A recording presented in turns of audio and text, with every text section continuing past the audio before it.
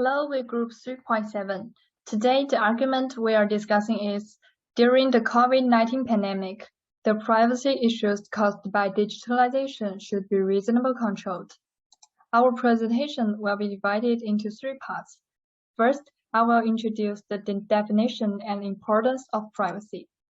Privacy refers typically to a moral right of people to have direct or indirect control over access to information about themselves and situations in which others could acquire information about themselves, and technologies that can be used to generate information about themselves. Privacy is very important because the lack of some privacy may cause the following hazards. The first one is injury. Other people's unrestricted access to their bank accounts, personal data, social media accounts can be used to harm data subjects in a variety of ways.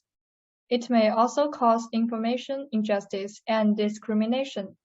Personal information provided in one area or environment, such as medical care, may change its meaning when used in another area or environment, such as business transactions, and may lead to discrimination and disadvantages against individuals. It may also cause violation of moral autonomy and human dignity. Lack of privacy may expose individuals to external forces that affect their choices and make decisions that they would not otherwise make. Under the COVID-19 pandemic, as people have to adapt to the new reality of work or study at home, individuals have left more digital footprints. Activities that were once private or shared with selected groups are now more vulnerable to public scrutiny. In the next part, we will introduce several digital privacy issues of three typical scenarios. The first scenario we are going to start with is online shopping. People have changed their shopping habits and moved from offline to online shopping during the COVID-19.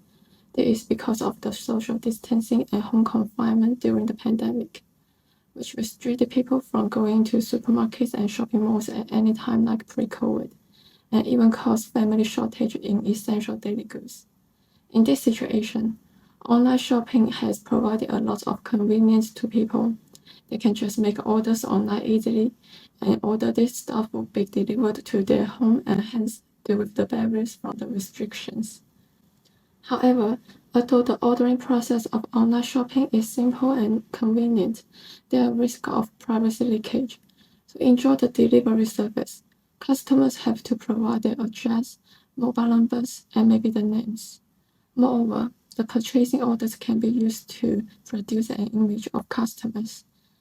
For example, by collecting and analyzing the purchasing frequency and items, it is easy to know the constitution of customers' family and members' information, including age, genders, and preference.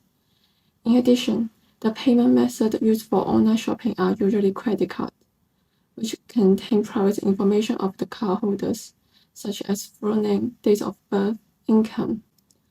The collection of this sensitive private information would make people feel their privacy is invaded and uncomfortable, and could create gaps to security. For example, the leakage of one's home address and the time that no one at home can risk the property security, or misusing of their personal private information and credit card details by sellers. As mentioned before, quarantine and isolation are the common measurements taken during the COVID pandemic. Aside from these two, contact tracing mechanism is also frequently implemented in many countries. There has been a 90% increase in the number of countries implementing digital tracing measures and a 100% increase in reports of censorship. For disease control system, contact tracing is already not an emerging technology.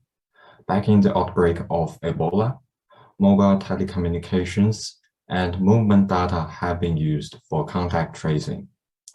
So this technology can be aggregatedly and anonymously used for monitoring the daily mobility of people, or it can be specifically and individually used for tracking the confirmed cases and their contact. Such use of contact tracing is quite sensitive to data privacy concerns, as the authorities conducting the contact tracing often claim that it is necessary for the performance of a task carried out in the public interest. So there are three risk factors worth mentioning here. First, the information collected is not transparent, and there is a risk that a lot of unnecessary private information is being collected at the same time without the public being aware of it. For example, IGIS of Australia refuses to disclose what data is collected during the pandemic.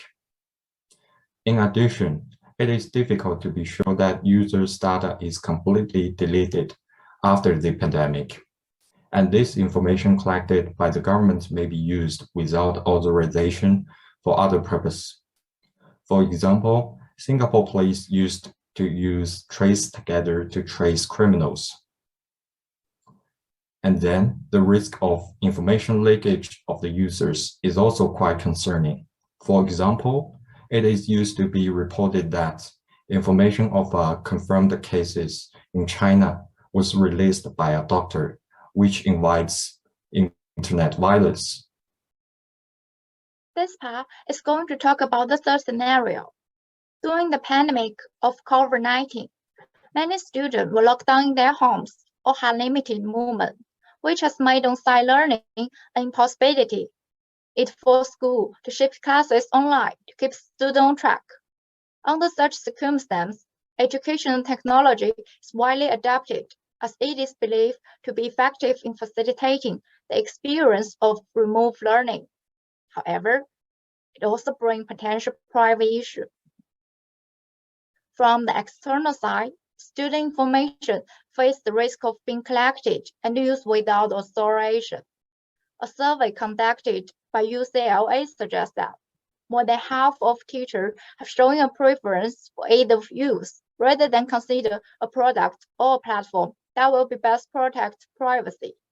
Therefore, a large number of educational technology are adopted that do not meet the legal requirement. Additionally, even privacy-friendly platforms are at risk of being hacked.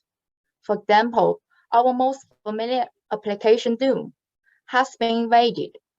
Strangers intruded on live classes and displayed the racist tattoos or sexual abuse material. From the internal side, students may feel a loss of freedom when using education technology. For example, many students are required to turn on their camera in class, which is often seen as the best way to restore the on-site learning, but it will allow everyone in the class to see into students' home, which they may not willing to expose.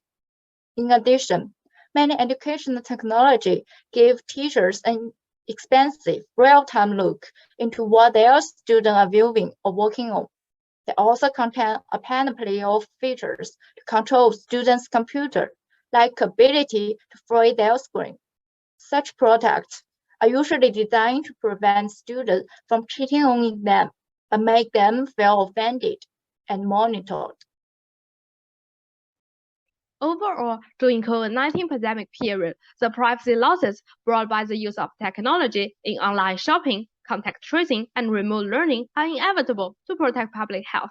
However, application providers and the government should mitigate and prevent privacy breaches caused by digitalization using technology and regulations, respectively. The first feasible solution is that application developer companies could use privacy protection techniques, which include anonymization, encryption, obfuscation, pseudonymization, and hybrid. To be more specific, using some emerging technologies are also part of the PVTs. Many researchers believe that those technologies could efficiently control privacy violations from the perspective of digital solutions. One example of emerging technologies is better-weighted analytics. It stores sensitive private data only in local devices instead of centralization, which makes monitoring the privacy data easier. The second solution that many governments have already done is to use laws and regulations to control privacy from a legal perspective. GDPR, with a wide scope of regulations to protect data privacy, is believed to bring more advantages during the unstable COVID-19 pandemic period compared with other regulations, such as the U.S. Health Insurance Portability and Accountability Act. GDPR's flexible and wide principles enable it to be applied both on public centralized systems and private decentralized systems. In Australia, there are Australian privacy principles to guard COVID app data.